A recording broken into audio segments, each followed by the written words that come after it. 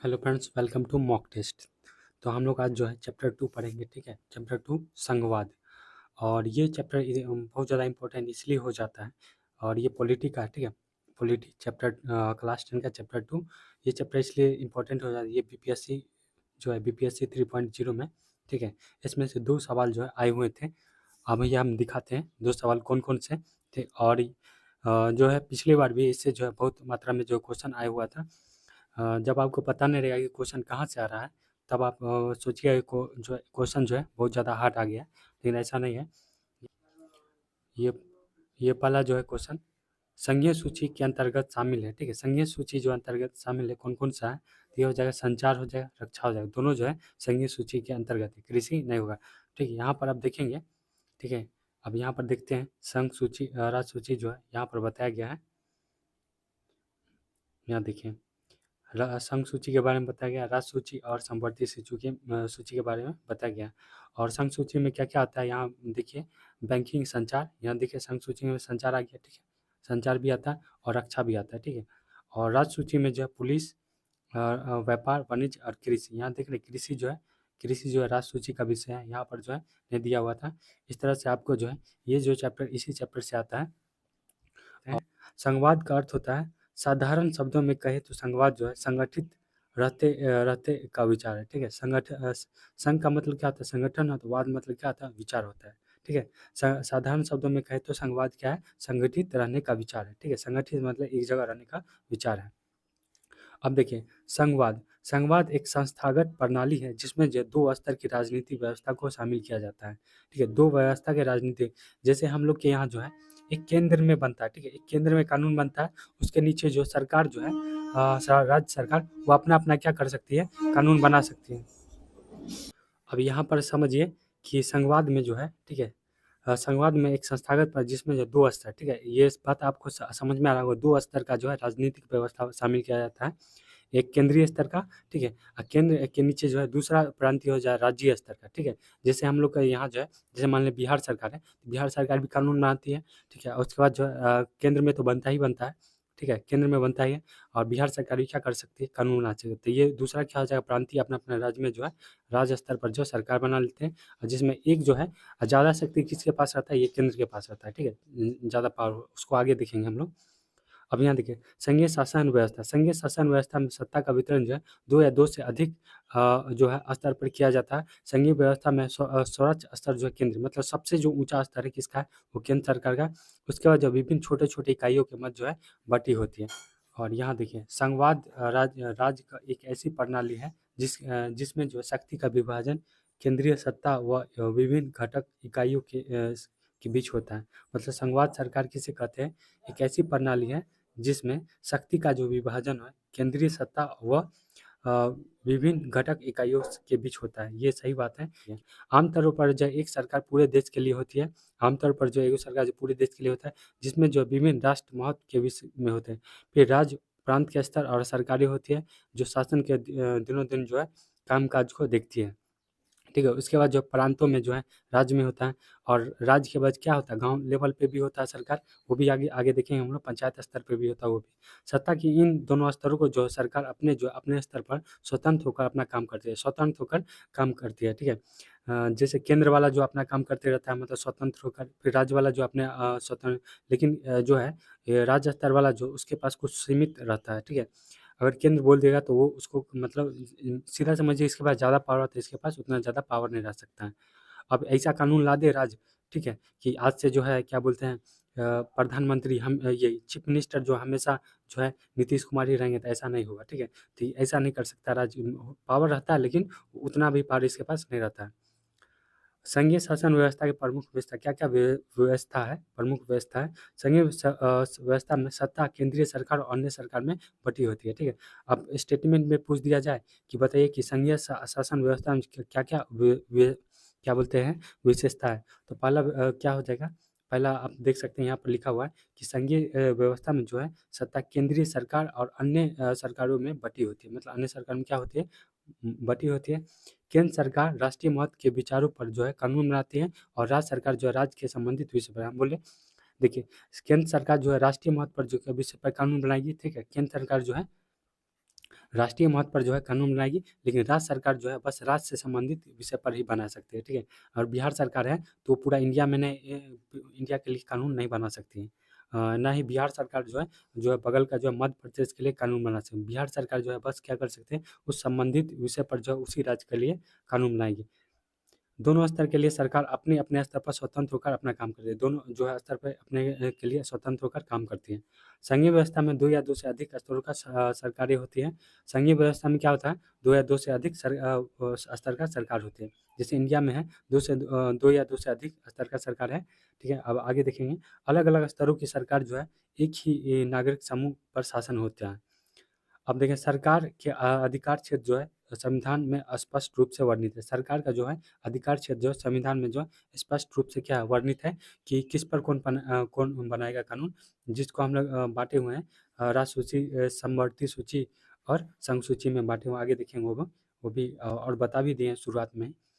संविधान के जो है मौलिक प्रावधानों में, ठीक है, बदलाव के अधिकार दोनों स्तरों में सरकार की सहमति से संभव होती है। संविधान में जो मौलिक, ठीक है, मौलिक प्रावधान में जो है बदलाव किया जाएगा, दोनों स्तर के सरकार जो है सहमति से ही क्या हो जाएगा, संभव होता है। अदालतों को संविधान और सरकारों की अधिकारों को व्याख्या करने के लिए का अधिकार है। वित्तीय स्वावस्था के लिए, राजस्व के लिए अलग अलग स्रोत निर्धारित किए गए हैं, ठीक है। अलग अलग क्या है, स्रोत निर्धारित किए हैं। मूल उद्देश्य जो है क्षेत्रीय विविधताओं को सम्मान करते हुए पूरे देश की एकता को सुरक्षा और उसे बढ़ावा देना है। मूल उद्देश्य क्या है, मतलब कानून का, कि जितना कितना भी विविधता हो जाए, कितना भी मतलब यहाँ पर जो है जाति हो जाए, चाहे इक्वलिटी हो जाए, लेकिन सबको क्या करना है, सम्मान करते हुए देश को जो है एकता की सुरक्षा की ओर बढ़ावा देते हुए चलना है। अब देखिए, संघवाद की कुछ जो है बुराइयाँ क्या हो सकती है, ठीक है। अब बुराइयाँ के लिए देखिए, केंद्रीय सरकार का जो है अधिक शक्तिशाली होना, ठीक है। केंद्रीय सरकार क्या हो सकता है, अधिक शक्तिशाली होना भी क्या है, मतलब ये बुराइयाँ बताया गया है कि वो जो है अपने मन से कहीं कुछ मतलब चेंज ना कर दे। मान लीजिए आगे जाके अगर ये आदेश दे दिया कि बिहार और यूपी को मिला लिया जाए, तो फिर जो है इसमें क्या हो सकता है, केंद्र सरकार का अधिक शक्तिशाली होना ये कर भी सकता है, क्योंकि वहाँ से अगर लोकसभा राज्यसभा से अगर जो है पास हो सकता है, तो ऐसा हम बता रहे हैं कि अगर हो जाए तो वो अधिक शक्तिशाली है, वो कर भी सकता है, ठीक है। लेकिन बिहार के पास इतना नहीं पावर है कि वो फिर से उसको तोड़ दे, कुछ भी कर सके, ठीक है। संविधान संशोधन को अधिकार केवल केंद्र को ही प्राप्त होता है। संविधान संशोधन का जो अधिकार केवल जो है केंद्र को ही प्राप्त होना है। संसद को अधिक अधिकार होना, ठीक है। संसद को क्या अधिकार होना, धन संबंधी अधिकार को का जो है केंद्र के पास अधिक होना, ठीक है। धन संबंधी जो अधिकार है वो किसके पास, केंद्र के पास अधिक होना। केंद्र सरकार का राज्य सरकार के मामले में अनावश्यक हस्तक्षेप, बताए ना कि जो है केंद्र सरकार जो है राज्य सरकार में जो हस्तक्षेप कर सकता है, लेकिन जो है राज्य सरकार नहीं कर सकता है इसमें, ठीक है। यही क्या है, बुराइयाँ। अगर पूछा जाए कि संघवाद की बुराइयाँ क्या क्या है, तो ये सब आपको मेंशन करके नीचे देगा, बताएगा कि ये सब सही है या नहीं। संघवाद के प्रकार, ठीक है। सात आकार संघ बनना, साथ लेकर संघ बनाना, ठीक है। संघवाद के क्या है, प्रकार है। सात आकर, ठीक है। सात आकर जो है संघ बनाना का मतलब क्या है, दो दो या अधिक स्वतंत्र इकाइयों को एक साथ लेकर जो है एक बड़ी इकाई का गठन। सभी स्वतंत्र राज्य की सत्ता का एक समान होती है। जैसे ऑस्ट्रेलिया में, संयुक्त राज्य अमेरिका में जो है सात आकर संघ बनाते हैं, मतलब क्या, छोटे छोटे राज्य आकर के एक क्या कर देते हैं, संघ बना देते हैं। साथ लेकर संघ बनाना, जैसे एक बड़े देश में जो है अपनी आंतरिक विविधता को ध्यान में रखते हुए राज्य का गठन केंद्र अधिक शक्तिशाली हो, जैसे भारत जापान, ठीक है। भारत जापान जैसे जो है साथ लेकर संघ बना, साथ आकर, यहाँ आकर लिखा हुआ है, लेकर बना है, ठीक है। साथ लेकर हम लोग संघ बनाते हैं, जैसे जितना भी स्टेट है सबको लेकर के हम लोग क्या बनाते, संघ बनाते हैं। लेकिन यहाँ पर जो है साथ आकर संघ बनाते हैं, जैसे ये इसके पास अपना पावर है, इसके पास कोई इसके ऊपर नहीं है। जैसे फिर से समझिए, जैसे मान लीजिए अमेरिका, ठीक है। मान लीजिए ये अमेरिका का ये सब क्या है, स्टेट है, मतलब छोटा छोटा है। इसके पास कोई ऊपर से दबाव नहीं रहेगा, ये जो चाहे वो बना सकता है, ठीक है। इसके पास कोई ऊपर दबाव नहीं रहेगा, इसके ऊपर कोई दबाव नहीं, ये सब स्वतंत्र, लेकिन ये एक अंतर आ जाएंगे, ठीक है। लेकिन यहाँ पर जो है सब तो एक अंदर में है, ठीक है। सब मान लीजिए स्टेट एक अंदर में है, लेकिन इस सब के ऊपर क्या है, एक पावर बैठा हुआ है, जिसे हम केंद्रीय शक्ति बोल सकते हैं, ठीक है। जो हमारे भारत में होता है, ठीक है। अब आई होप आपको जो है समझ में आ गया होगा कि यहाँ पर आएगा कि साथ आकर संघ बनाने वाला जो है कौन कौन सा देश इसमें आ सकता है, तो ऑस्ट्रेलिया, अमेरिका, ये सब आ सकते हैं। साथ लेकर संघ बनाने में कौन सा, भारत, जापान, ये सब आ सकते हैं। अब देखेंगे एकात्मक और संघात्मक सरकार के बीच अंतर। एकात्मक शासन व्यवस्था, इसमें केंद्र सरकार जो है शक्तिशाली होती है, एकात्मक, ठीक है, एकात्मक का और संघात्मक का देखिए। एकात्मक शासन व्यवस्था क्या है, इसमें केंद्र सरकार की शक्तिशाली होती है। इसके अंतर्गत जो है संविधान संशोधन केंद्र सरकार कर सकती है। इसमें जो है केंद्र सरकार जो है केंद्र सरकार जो है संशोधन कर सकती है, ठीक है। केंद्र सरकार चाहे तो उसमें जो है संशोधन कर सकती है, और शक्तियाँ एक जगह पर केंद्रित होती हैं। इसमें एक ही नागरिकता होती है, ठीक है। और केंद्र सरकार जो है राज्य की शक्ति ले सकती है। केंद्र सरकार जो है राज्यों में सकती है। जैसे मान लीजिए चीफ मिनिस्टर जो है मतलब बर्खास्त कर दिए जाते हैं, तो क्या हो जाता है, राष्ट्रपति रूल जो है लागू होता है। राष्ट्रपति शासन क्या हो जाता है, लागू हो जाता है। आप लोगों को पता होगा, ये भारतीय संविधान में है। तो यहाँ लिखा हुआ है कि केंद्र सरकार जो है राज्य की शक्ति ले सकती है, ठीक है, ये ले सकती है। और इसमें जो एक ही नागरिकता होती है, एक ही नागरिकता होती है। इंडिया में जो एक ही नागरिकता है, लेकिन अमेरिका में क्या दोहरी नागरिकता है। और यहाँ पर जो है शक्ति वो एक जगह केंद्रित होती है। शक्ति जो है बस जो है वो केंद्र सरकार के पास केंद्रित होती है, और राज्य सरकार अपना अपना बनाता है, ठीक है, उतना लेकिन वो इंडिपेंडेंट रहता है, स्वतंत्र रहता है करने में, लेकिन उतना भी स्वतंत्र नहीं रहता है। उस पर जो है केंद्र सरकार हम बता चुके हैं। अब देखिए संघात्मक शासन व्यवस्था, इसमें केंद्रीय सरकार जो अपेक्षित कमजोर होती है, मतलब केंद्र जो है इसमें कमजोर होगी। इसमें केंद्र सरकार अकेले संविधान संशोधन नहीं कर सकती। केंद्र सरकार जो अकेले जो है संशोधन नहीं कर सकती है। शक्तियाँ कई स्तरों पर विभाजित है। शक्तियाँ जो है कई स्तरों पर क्या होती है, विभाजित होती है। इसमें जो है दोहरी नागरिकता होती है, और दोनों स्तरों पर सरकार अपने अपने अधिकार क्षेत्र में स्वतंत्र होते हैं, ठीक है। भारत में जो है किस टाइप का अगर पूछा जाए, भारत में किस टाइप का है, तो संघीय व्यवस्था का में है, बेल्जियम में मिलती। भारत में संघीय व्यवस्था में बेल्जियम से मिलती जुलती है एक विशेषता, और उससे अलग एक विशेषता है। अब देखें बेल्जियम में मिलती जुलती एक विशेषता, भारत में बेल्जियम में मिलती जुलती व्यवस्था यह है कि दोनों देश ने संपूर्ण देश के लिए एक संघ सरकार का गठन किया है, ठीक है। एक संघ सरकार का क्या किया है, गठन किया है। जैसे मान लीजिए दोनों देश जो है संपूर्ण देश के लिए जो है एक संघ का क्या किया है, गठन किया है। जैसे जो है इंडिया एक बन गया, एक क्या है, संघ है, उसका क्या गठन किया। उसी तरह जो बेल्जियम है, आप देखेंगे आगे, बेल्जियम में मिलती जुलती अलग एक विशेषता, अलग विशेषता यह है कि बेल्जियम की जो केंद्र सरकार की अनेक शक्तियाँ देश के दो क्षेत्र सरकारों में सुपुर्द कर दी गई है, जबकि भारत में जो केंद्र सरकार अनेक मामलों में जो है राज्य सरकार पर नियंत्रण रखती है। लेकिन जो है यहाँ पर जो है बेल्जियम में जो है अनेक शक्तियाँ जो है दो क्षेत्रीय सरकार में जो है बटा हुआ है, लेकिन भारत में जो है केंद्र सरकार जो है अनेक मामले पर जो राज्य सरकार पर नियंत्रण रखती है। भारत में संघीय व्यवस्था, ठीक है। भारत में आप देखेंगे, अब इसमें जो है हम लोग आगे पढ़ेंगे कि इसमें जो है हम एमसीक्यू भी लिए हैं बहुत सारा, जो कि देख सकते हैं यहाँ पर। लगभग जो है 61 एमसीक्यू लिए हैं, ठीक है। इसको पढ़ाने के बाद जो है एमसीक्यू किया जाएगा। कहाँ पढ़ते हैं हम लोग,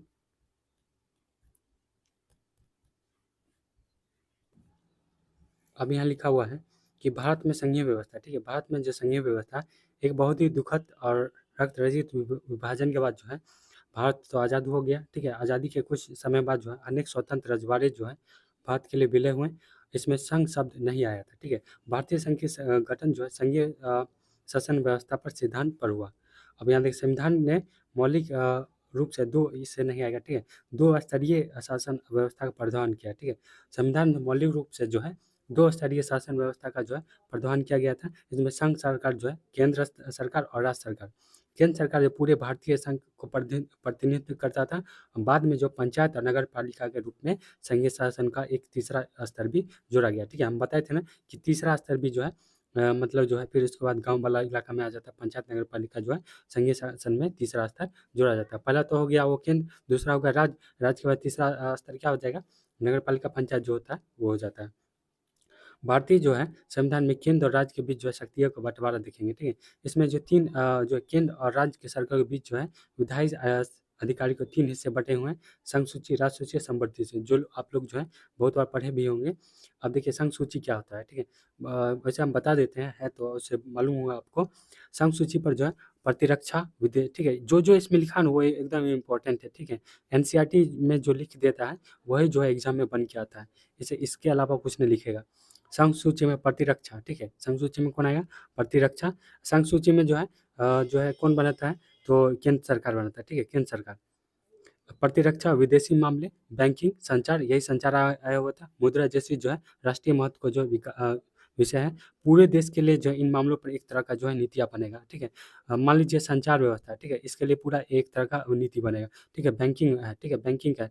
मान लीजिए यहाँ का एसबीआई है, मान लीजिए एसबीआई जो है सरकारी बैंक है, ठीक है। मान लीजिए एसबीआई में यहाँ जो है लोन लेने पर जो फैसिलिटी है वो जो है आपको यूपी चले जाए, चाहे आप चले जाएँ मध्य प्रदेश या चले जाएँ कहीं भी, तो उसमें जो है बैंकिंग व्यवस्था का जो है ऐसा ही है। मान लीजिए यहाँ अगर रुपया चल रहा है, ठीक है, यहाँ अगर रुपया चल रहा है तो क्या मध्य प्रदेश में रुपया नहीं चलेगा? वहाँ भी चलेगा।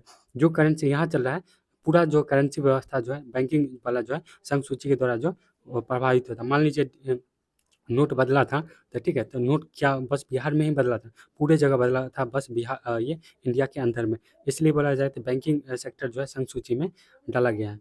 ये ऐसा रहता तो बिहार अपना अलग नोट चलाता और यूपी अलग अलग नोट चलाता, ठीक है। इसलिए संघ सूची किस में दे दिया गया? बैंकिंग में। फिर ये देख रहे हैं मुद्रा, संचार, बैंकिंग, विदेशी मामले और प्रतिरक्षा। अब यहाँ देखिए पूरे देश के लिए जो है इन मामलों पर एक तरह की नीतियाँ की ज़रूरत है। पूरे देश में जो है जो है इन मामलों के लिए जो है एक तरह की नीति ज़रूरी है। इसी कारण से इन विषयों पर जो है संघ सूची में डाला है। इसलिए इसको कहाँ डाला गया? संघ सूची में डाला गया है। संघ जो है सूची में वर्णित विषय के बारे में कानून बनाने का अधिकार सिर्फ किसको है? तो केंद्र को है। बस किसको है? केंद्र को है। इसमें पहले जो है 97 विषय थे, परंतु वर्तमान में जो है 100 विषय, ठीक है। याद रखिएगा, ये चेंज होते रहता है। एक बार जो है नेट करके आप गूगल करके जो है आप देख सकते हैं, ठीक है। इसमें जो 97 विषय थे, परंतु वर्तमान में जो कितने हैं? 100 है। अब राष्ट्र सूची के बारे में पढ़ेंगे। राष्ट्र सूची में कौन क्या? पुलिस होता है, व्यापार होता है, वाणिज्य होता है, कृषि होता है, सिंचाई जैसे प्रांतीय और स्थानीय महत्व के विषय होते हैं। और राष्ट्र सूची में जो वर्णित विषयों पर केवल जो है सिर्फ राज्य सरकार ही कानून बना सकता है। बस क्या कर सकता है? राज्य सरकार ही क्या कर सकता है? कानून बना सकता है। इसमें पहले जो है 66 विषय थे, अब वर्तमान में जो है 61 विषय है, ठीक है, 61 है। 5 जो है समवर्ती में भेज दिया गया है, ठीक है। और 5 यहाँ जो है पहले इसमें देखिए 61 था, तो पहले 66 था तो 61 हो गया। इसमें जो है 5 भेज दिया, तो इसमें पहले 47 था, तो इसमें 5 भेज दिया तो कितना हो गया? 52 हो गया, ठीक है। ये क्या हो गया? 52 हो गया। अब यहाँ पर देखना है कि जैसे व्यापार हो गया, वाणिज्य हो गया, कृषि हो गया, सिंचाई हो गया, इस पर कौन बना सकता है? राज्य कानून बना सकता है। जैसे पुलिस है, तो देखते होंगे कि बिहार पुलिस लिखा रहता है, ठीक है, बिहार पुलिस। तो वह बिहार के अंदर ही वो पोस्टिंग होगा उसका और कहीं नहीं जाएगा। और ये जो सीआरपीएफ होता है, केंद्र जो होता है, आर्मी होता है, वो कहाँ से होता है? तो वो कहाँ से होता है? ये संघ सूची में आ जाएगा। कहाँ आ जाएगा? वो संघ सूची में आ जाएगा। समवर्ती सूची देखेंगे, ठीक है। समवर्ती सूची में क्या हो जाएगा? समवर्ती से शिक्षा, ठीक है, वन, मजदूर संघ, विवाह, गोद लेना, ठीक है जी। देख रहे हैं यहाँ पर कितना इंपॉर्टेंट सब लिखा हुआ। गोद लेना, उत्तराधिकार जैसा जो विषय जो है केंद्र के साथ राज्य सरकार के साझी दिलचस्पी आती है। इसमें जो है समवर्ती जो है दोनों दोनों कानून बना सकता है, ठीक है। इस विषय पर कानून बनाने का अधिकार जो है राज्य सरकार और केंद्र सरकार दोनों को है, ठीक है। लेकिन जो जब दोनों कानून से टकराव होते हैं तो केंद्र सरकार द्वारा बनाया कानून मान्य होता है। अगर दोनों बना रहा है तो सबसे ज़्यादा जो मान्यता दिया जाएगा किसके द्वारा दिया जाएगा? एक केंद्र सरकार के द्वारा जो बनाया गया कानून है वो मान्य देगा। पहले जो है 47 विषय थे इसमें, परंतु जो अब कितने हैं? 52 विषय हैं। अपशिष्ट शक्तियाँ देखेंगे। वह विषय जिस पर जो है तीनों सूची में नहीं है, जो तीनों सूची में उस पर जो कानून अधिकार किसका है? केंद्र का। जैसे सॉफ्टवेयर हो गया, ठीक है, सॉफ्टवेयर हो गया, बहुत सारा चीज़ जो है एआई हो गया, ठीक है, एआई आर्टिफिशियल इंटेलिजेंस हो जाता है, ठीक है, व्हाट्सअप हो गया, फेसबुक हो गया, इस टाइप का जो सॉफ्टवेयर वाला जो है उस पे जो अधिकार कौन बनाएगा? अधिकार जो केंद्र सरकार बनाएगा। जिस तरह से जो है टिकटॉक जो बैन हुआ था वो कौन किया था? क्या बिहार किया था? ये बिहार नहीं किया था, ये क्या किया था? केंद्र सरकार। वो क्या इस सूची समय आता? नहीं आता था। तो वो सब जो अपशिष्ट शक्तियाँ जो बच जाता वो किसके पास है? केंद्र सरकार उस पे कानून बनाती है। अब देखिए केंद्रीय व्यवस्था कैसे चलती है? केंद्रीय व्यवस्था कैसे चलती है? भाषा के आधार पर जो प्रांतों का गठन हमारे देश में जो पहली और एक कठिन परीक्षा थी। भाषा के आधार पर जो है प्रांतों का गठन हमारी पहली और कठिन परीक्षा थी कि देखिए यहाँ पर जो भारत में जो बहुत सारे ऐसे देश थे जहाँ पर जो भाषा का प्रॉब्लम था। जैसे देखिए कि हैं कि बहुत सारा जो है भाषा के आधार पर जो है मतलब राज्य बना था। उसी तरह जो है भाषा का जो आधार पर प्रांत का जो गठन हमारे देश में जो है पहली और कठिन परीक्षा थी। पहला और क्या था? कठिन परीक्षा था कि किस तरह से जो है राज्य का गठन किया जाए। नए राज्य को बनाने के लिए जो क्या पुराने राज्य को सीमाओं को बदला गया। जो पुराना जो राज्य था उसका क्या सीमा का प्रबंध मतलब बाउंड्री का परिवर्तन किया गया कि तुम इतना से इतना रखो बिहार, हम यूपी वाला इतना रखेगा। इस तरह से जो है उसके सीमाओं में जो है बदलाया गया। जब एक भाषा आधार एक पर राज्य का निर्माण की मांग उठी तो राष्ट्रीय नेताओं ने डर था कि उसे देश टूट ना जाए, ठीक है। अब जब क्या हुआ, भाषा के आधार पर जब सब बोला कि राज्य बना दिया जाए, इस पर जो है राष्ट्रीय नेता को डर था कि ये जो है टूट ना जाए और जो देश में ही, इंडिया में ही एक क्या हो जाए, एक अपना जो है एक टाइप का जो है देश न बन जाए, ठीक है। यही डर था, इसलिए जो है भाषा के आधार पर ये मांग उठा तो राष्ट्रीय नेता को डर था कि ये जो है कहीं हमारा जो है संघ जो बना वो क्या हो जाए, टूट ना जाए। केंद्र सरकार के कुछ समय तक जो है राज्य का पुनर्गठन को टाला, परंतु हमारा अनुभव बताता है कि देश को ज़्यादातर मजबूत और एकीकृत हुआ। मतलब कुछ समय तक जो केंद्र सरकार टाला, लेकिन बाद में इसको मजबूत और एकीकृत किया गया। अब यहाँ देखेंगे भाषाई राज्य। भाषा के आधार पर जो है प्रांतों का गठन हमारे देश में पहली और एक कठिन परीक्षा थी। जैसे जो हम लोग जो बाँटे हैं, मतलब देश जो बँटा है, ठीक है, उसमें सबसे कठिन क्या था कि हमारा देश जो है, प्रांत जो है, राज्य जो है बँट जाएगा किसके आधार पर? राज्य के आधार पर। ये क्या था, हमारे लिए बहुत कठिन था कि कहीं बँट ना जाए। नए राज्य को बनने के लिए जो है पुराना राज्य की सीमाओं को बदला गया। नए राज्य का जो है बनने के लिए जो है पुराने राज्य की सीमा को क्या किया गया, बदला गया। जब एक भाषा के आधार पर राज्य का निर्माण की मांग उठी तो राष्ट्रीय नेता को डर था कि ये देश टूट ना जाए। जब क्या हुआ कि भाषा के आधार पर जो है बोला कि ये आंध्र प्रदेश को बना दिया जाए, तो उससे क्या हो गया कि जो उस समय जो प्रांत था, ठीक, प्रांत में 3-4 गो था, स्टेट एक के साथ आता था, तो उसमें नेता साहब को डर हो गया कहीं देश न टूट ना जाए। जो हम लोग जो है स्टेट ये इंडिया बनाना चाहते हैं, वो संघ जो है कहीं टूट ना जाए, कहीं इंडिया के अंदर में ही एक आंध्र प्रदेश या गुजरात या राजस्थान जैसा जो है खुद एक अलग एक इंडिया की तरह बन ना जाए, यही डर था। केंद्र सरकार ने कुछ समय के लिए राज्य का पुनर्गठन को टाला, परंतु हमारा अनुभव जो है बताता है कि देश जो है ज़्यादातर मौजूद और एकीकृत हुआ। मतलब केंद्र सरकार का कुछ समय जो है राज्य के पूर्व गठन को टाला गया, लेकिन बाद में जो है मजबूत और एकीकृत किया गया। और ये किसने किया था? सरदार वल्लभ भाई पटेल ने किया था, ठीक है। वो हम लोग पॉलिटी में, ये क्या बोलते हैं, पॉलिटी में ही देखते हैं, वो अलग टॉपिक हो जाता है। प्रशासन भी पहले की अपेक्षा सुविधाजनक हुआ है और कुछ राज्यों का गठन जो है भाषा के आधार पर ही नहीं बल्कि संस्कृति, भूगोल, जातीय की विविधता को रेखांकित महत्व देने के लिए किया है। अब जो है यहाँ पर जो हमारा जो राज्य में, इंडिया में जो है राज्य का जो गठन हुआ है वो तो भाषा के आधार पर ही नहीं, जो है संस्कृति के आधार पर भी हुआ। भाषा के आधार पर तो हुआ ही हुआ है, संस्कृति के आधार पर, उसके भूगोल के आधार पर हुआ, निजातीयता के आधार पे भी हुआ है, ठीक है। उसका विविधता के आधार पे हुआ, मतलब अलग अलग जगह पर, जैसे नागालैंड हो गया, कोहिमा हो गया, नागालैंड हो गया, मणिपुर हो गया, मेघालय हो गया, इस तरह का जो है वहाँ जो है संस्कृति देख करके किया गया है। भारत की भाषा नीति, अब यहाँ देखें भारत की भाषा नीति, भारत के संघीय ढांचे में दूसरी परीक्षा भाषा नीति को लेकर हुई। भारत में किसी एक भाषा को है राष्ट्रभाषा का दर्जा न देकर हिंदी और अन्य 21 भाषा को भी अनुसूचित भाषा का दर्जा दिया गया है, ठीक है। तो यहाँ से सबसे इम्पोर्टेंट पॉइंट हो जाएगा कि हमारा जो है कितना भाषा है, तो 22 लैंग्वेज है, ठीक है। इतना बात याद रखिएगा संविधान में। एक भाषा को राष्ट्रभाषा का दर्जा न देकर जो है हिंदी और अन्य 21 भाषा को जो है भाषा का दर्जा दिया गया है। और ये पूछा जाए कि हमारा जो है राष्ट्रीय भाषा कौन है, तो राष्ट्रीय भाषा कुछ नहीं है, ठीक है। ये भी याद रखिएगा।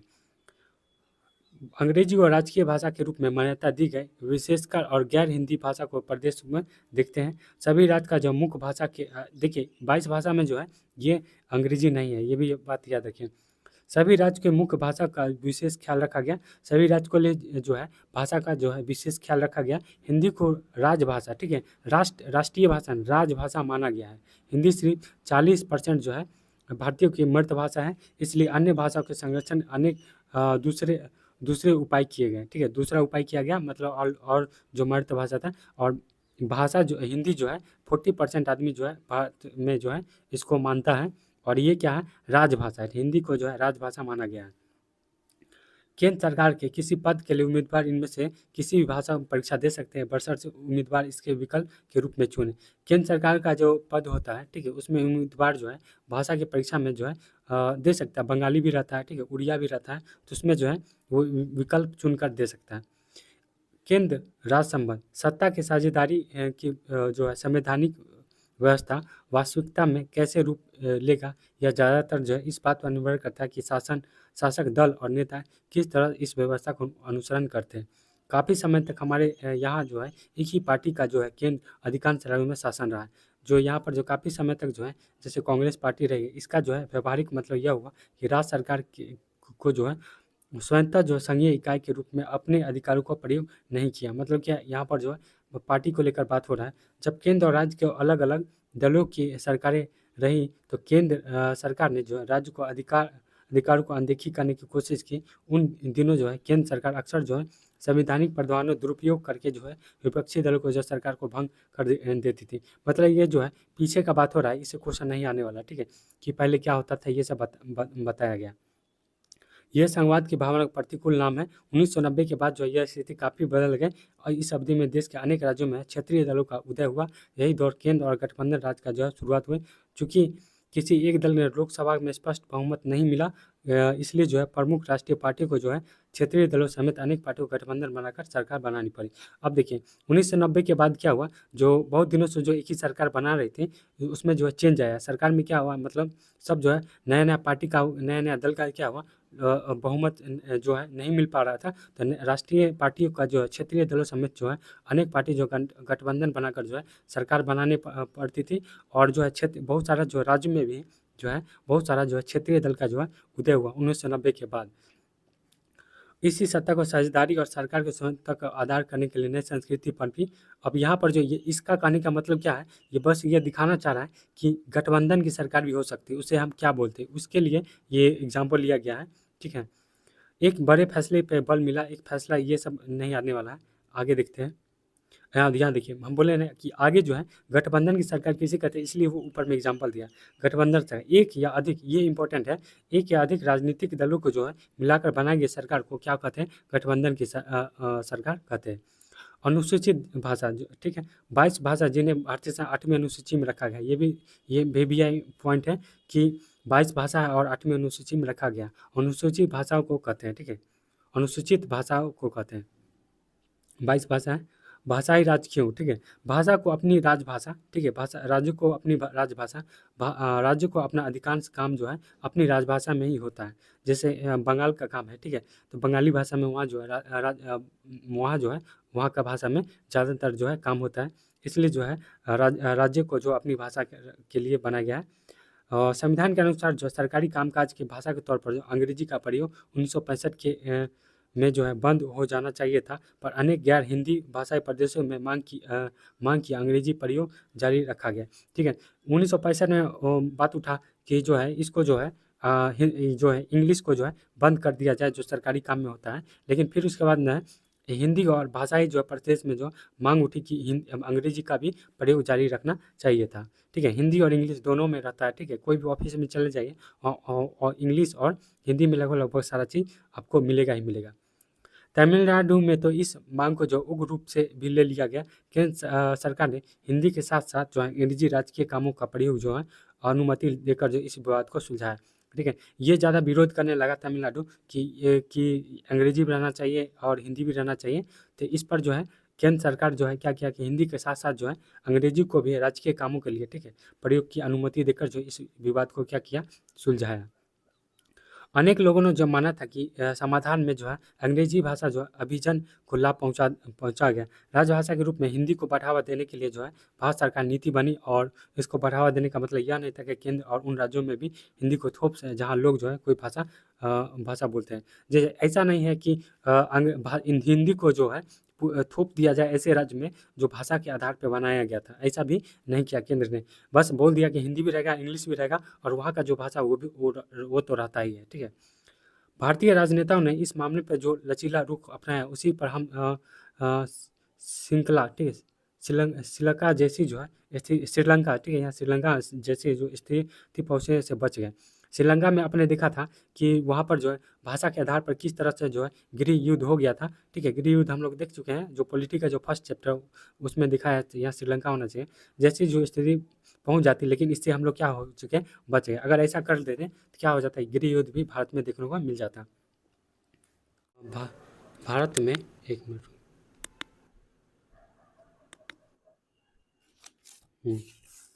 भारत में जो है भाषाई विविधता, मतलब कि भाषा का विविधता हम लोग को देखने को मिलता है, ठीक है। 1991 में जब जनगणना के अनुसार जो है 1500 जो है अलग अलग भाषाएं थी, ठीक है। जब 1991 का जनगणना किया गया तो उसमें जो 1500 अलग अलग भाषाएं थी। भाषा का कुछ मुख्य भाषा जो है समूह में रखा गया।